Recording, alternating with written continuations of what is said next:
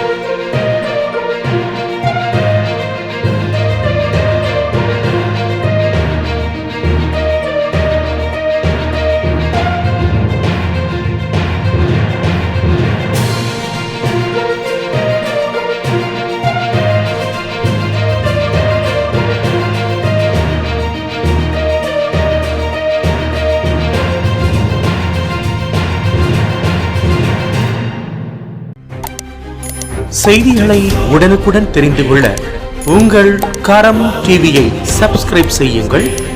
அதோடு பெல் பட்டனையும் கிளிக் செய்யுங்கள்.